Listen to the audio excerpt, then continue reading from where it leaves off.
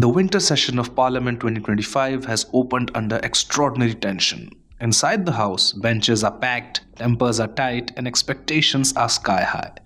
Outside, political watchers are calling this one of the most consequential sessions in years, a session where every minute counts, every bill matters, and every question could spark a political storm.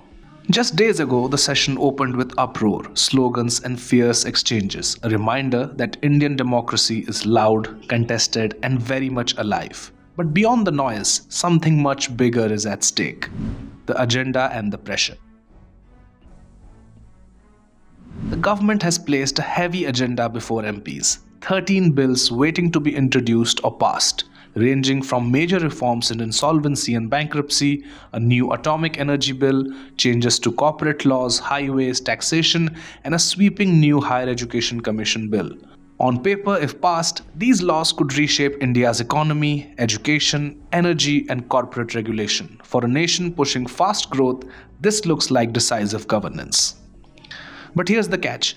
This session is among the shortest ever. Just 15 sittings. Parliament doesn't have time to waste. With so many bills, time is tight and every hour matters. And against this backdrop, the opposition has signaled it will not just quietly watch. They want to use every tool at their disposal. Question hour, zero hour, and oversight tools.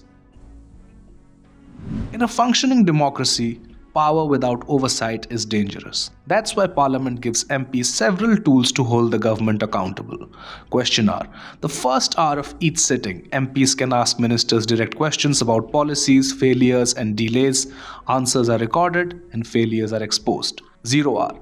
Immediately following the question hour, unscheduled and unscripted, MPs can raise urgent public issues, protest grievances, demand attention to crises, anything from local disasters to national policy failures. Motions and debates. Beyond hours, MPs can demand debates, move motions on bills, on government action, and on public welfare.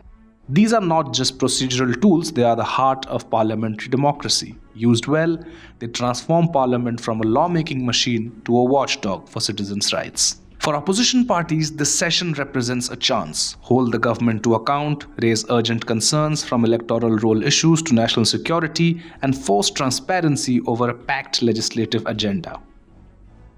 The opposition's big cards, SIR and electoral demand.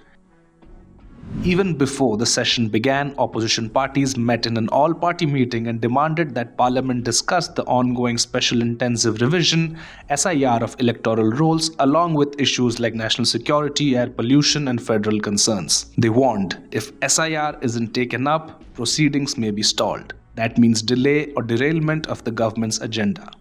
The government has pushed back, saying SIR is an administrative exercise under the Election Commission and can't be answered directly in Parliament. Their planned first bill, a GST amendment bill, sets the tone: legislation over debate. So already the session risks becoming a showdown between reform agenda and electoral reform demands, between speed and scrutiny.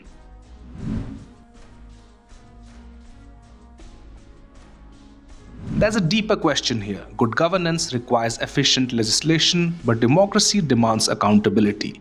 In recent sessions, critics warned Parliament has failed both. Less than a third of scheduled time was used. Even question hour, the basic oversight time, was cut drastically short.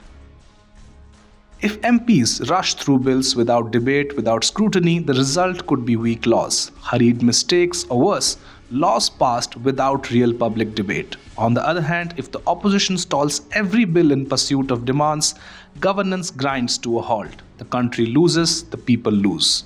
Democracy versus speed, the winter session test. This winter session isn't just another legislative exercise.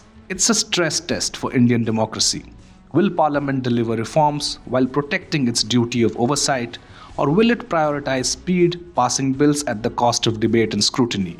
Can the opposition use parliamentary tools constructively or only to stall?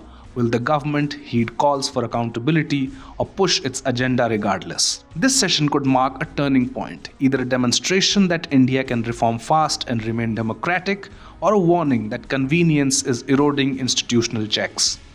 For citizens, now more than ever, watching matters, because the laws passed in the next few weeks will shape everything from energy to education, corporate rules to electoral integrity. This is not just Parliament session, it's the nation's moment of reckoning.